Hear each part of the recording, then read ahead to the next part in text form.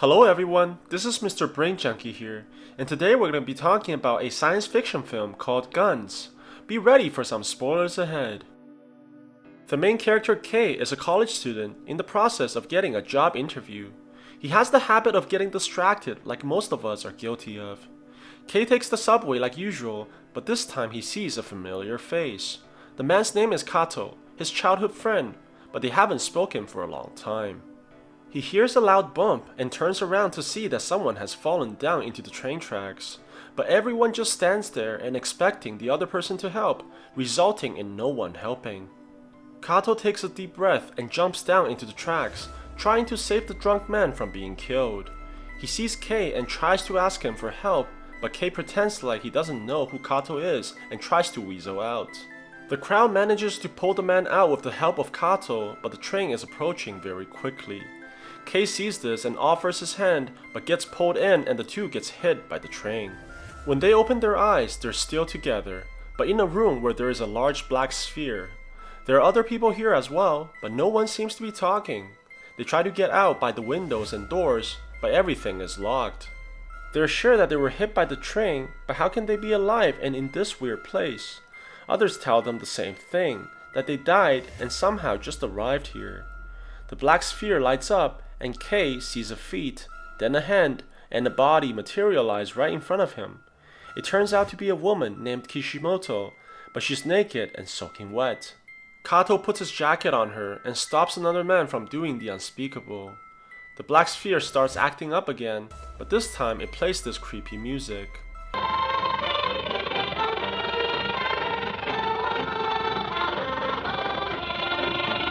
Everyone is shocked at what's happening, except for one man who appears to be wearing a combat suit underneath. The sphere tells them that they're dead and that it controls their new lives now. It then proceeds to tell them to kill off a creature called the Onion Alien. It pops open with guns and armors on the sides. As they approach the sphere, they also see a man sitting inside. They open the suitcases with their names on it and seize combat suits, same as the ones worn by the man before. No one puts on the armors though, except for the woman who arrived naked in the first place. Their bodies begin disappearing while everyone panics. They're teleported to an intersection, but no one seems to be around. The man with the armor introduces himself as Nishi and claims that they're in a reality show where they need to kill the alien to win a prize of $100,000. They see the alien from afar, and with the encouragement of winning money, most of them rushes towards the alien without any questions. They manage to corner the alien in a garage, and one of the men shoots at it with his gun. Nothing appears to happen at first, but then the alien's arm explodes. It tries to fight back, which angers the whole group, resulting in everyone shooting at it, causing it to explode everywhere. Just when they're planning to collect their prize money, another tall figure appears behind them. The Yakuza tries to intimidate the mysterious figure, but his leg gets chopped off while being lifted by one hand. While struggling, he knocks off the wig of the tall man, revealing it to be the alien's father. The group shoots in fear, but only manages to hit their teammate, causing him to explode as well. Kay arrives at the garage, only to find Kato backing out in fear. Just when he's about to be killed, Kishimoto tackles the alien, sending it flying into a wall. Her strength is magnified by the suit, and I'm sure they must feel pretty silly right now for not wearing it. The alien recovers quickly and manages to neutralize the team very easily. Kay finds his armor missing in the suitcase, so uses it the only way he could. Just when they're about to be killed, the alien is paralyzed by a gunshot from afar. Nishi was following them this whole time and used the people as baits. He shoots at the alien's head, it screams in pain while it explodes everywhere. They're taken back to the same room, but everyone that died stays dead. Surprisingly, the old man managed to survive as well and is teleported back safely. Nishi tells everyone that the sphere is called Guns and it assigns missions for killing alien invaders. The informations of the dead are kept inside the Guns database, including everyone from previous missions. Guns gives Nishi 5 points for killing the alien, but nothing for the rest of the team. Kato tries to get some answers from Nishi, as this is obviously not his first rodeo. But Nishi overpowers him and doesn't want to offer any help. Kei tells him to let go, but the fight is cut short when Gun sends them all away. Kei wakes up in his room and has trouble believing everything was real, but he proceeds to see the after damage of previous events, such as the train incident that occurred. He has trouble focusing in class, still thinking about what happened last night, while a girl secretly draws him. Obviously, she's got a crush on the man, and personally, I would have asked her out by now. Kei tries to find the room he was in yesterday. To his surprise, the entire building is missing. He goes to where they fought the aliens and sees that Kishimoto is there as well. She still has the jacket from Kato and wants to return it to him personally, but Kei says that he moved 10 years ago and doesn't know where his current address is. She then surprises Kei by asking whether if she can stay with him tonight, to which he agrees immediately. It's obvious that the girl doesn't want any action with him though, since we find out that she was kicked out by her boyfriend, which caused her to commit suicide. But our main character doesn't care and grabs some protection just in case. They accidentally find a notebook in Kato's jacket, which gives his address and shows that he was in juvie before. Meanwhile, Kato gets nightmares about what happened, but his little brother tries comforting him. He hears a loud screech and sees himself disappearing in the mirror. They appear in the same room again, but this time with 3 other strangers. Guns tells them that their target is the Tanaka alien. Kato tries to tell everyone to put on the armor, but the new people are too shocked to listen. The grandma and her grandson gets teleported first and meets the alien right away. It opens up its mouth and vaporizes both of them. Kei catches sight of the alien mid-teleportation and nearly gets killed by its blast. Just when he's about to be finished off, the alien fires to the side and gets a direct hit on Nishi. It flies towards him and continues to knock him down to the underground parking. It continues to hit him until his suit has malfunctioned and no longer offers protection. Kato jumps down and saves Nishi by throwing the alien away. His strength combined with his suit manages to squeeze the alien until it faints away.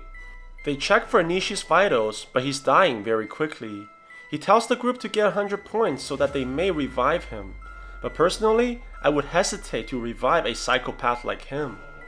The alien jumps up and begins attacking the group. Kato tries to protect Kishimoto and gets knocked around like a rag doll. With teamwork, they manage to land many hits on the alien, but it seems to be extremely durable. It goes after Kei and repeatedly strikes him, but Kei manages to tap into the suit's potential and punches the alien away. He proceeds to pummel the alien and knocks him into a car, damaging its face. It tries to use the laser blast again, but Kei shoots it with the gun, causing a large explosion. Kei managed to kill the alien, but also blew his limbs off in the process. Luckily, the timer on guns runs out, and Kei is revived into the room before he dies. He remembers what Nishi said about the 100 points and asks Guns to explain. Apparently, when they reach 100 points, they have the option of reviving someone or setting themselves free. They're sent back by Guns again, but this time Kei wore his battlesuit. He intends to practice using it, getting ready for the next mission. His new superpowers give him some confidence as he asks the girl out from his class. She shows him the manga she drew, depicting Kei as a superhero. Kishimoto finds Kato's address and gives him a surprise meeting. Through their conversation, we find out that Kato killed his father, but only because the man was abusing his little brother. He can't die now, as he needs to protect and care for his brother. Kishimoto assures Kato that he will survive. They are teleported by Guns to the room again, this time with many more new people. Kato tries to tell everyone to put on the suit, but a monk spewing nonsense makes it very difficult. Guns tells them that their target is the Buddha statue, and they're all teleported away. Kei sees the statue in front of the temple and proceeds to examine it closer. To all their surprise, the giant starts moving and begins stomping on the group. They scatter and some of them runs into the temple looking for shelter, but it seems that they found something even more sinister inside. The group surrounds the alien while Kei tries to take it on by himself. Although enormous, the alien is very quick for its size and dodges all the gunfires. Eventually, Kei manages to outmaneuver it from underneath and destroy it by shooting its head. Just when they thought the mission is over, the timer on guns is reset. They see one of their teammates come out from the temple, wounded and near death. The three enters a room full of statues and they find the monk's dead body, full of cuts. Suddenly, Kishimoto notices that a statue of thousand-armed Buddha has moved behind Kei, and it proceeds to attack him furiously with all its arms. Kei is wounded badly as blades puncture through his body. Kato pulls him to safety and tells Kei to rest. Kato admits that he has always admired his friend and proceeds to attack the alien. Although Kato gave it his best shot, the alien was too fast, and just when it's about to deal the finishing blow, Kishimoto jumps in the way to protect him. She gets impaled everywhere and drops onto Kato's arms. In her last breath, she tells Kato to survive and reunite with his brother. Kato becomes furious with the death of his friend and charges at the alien, but gets destroyed very quickly by its swords. Seeing his friend wounded to the point of near death, Kei gathers his last resolve against the monster. He charges towards the alien, but realizes very soon that he can't beat it in close combat. He sees the gun across the room, and jumps towards it while the alien attacks. He takes the gun and fires it at the Buddha, but it blocks the attack with his swords. The alien drops a small statue on the floor, and it rapidly grows into a giant, breaking through the ceiling of the building. It launches its fist at Kei, which destroys most of the roof in one blow. In the face of such powerful enemy, Kei is unsure of what to do next. Kato, with his last remaining breath, throws the gun at Kei, which he catches and shoots at the Buddha's arm, destroying it while running closer to its head. The alien opens its mouth and swallows Kei, but he manages to fire shots in the giant's mouth and it screams in pain while it's blown up from the inside. He runs back to his friend, holds his hand while telling him not to die. Kei begins to teleport back to the room while Kato remains motionless. Kei sees the remaining survivors but fails to see his friend. Kato's image appears on the screen, verifying his death.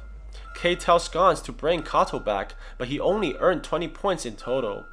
He cries while believing that there is no way he can last until then. Feeling hopeless and helpless, Kei is unable to function in his normal life. He becomes depressed while walking in the subway station with his girlfriend. He jumps down to the train tracks and tries to commit suicide, but the girl pulls him up, saying that she loves him and pleading for him not to die. With the realization that there are people who loves him and cares for him, Kei resolves to fight with his teammates to revive all his fallen friends. So what do you guys think about this movie? Let me know in the comments below. And if you like my video, please press like and subscribe for more. I'll see you guys next time.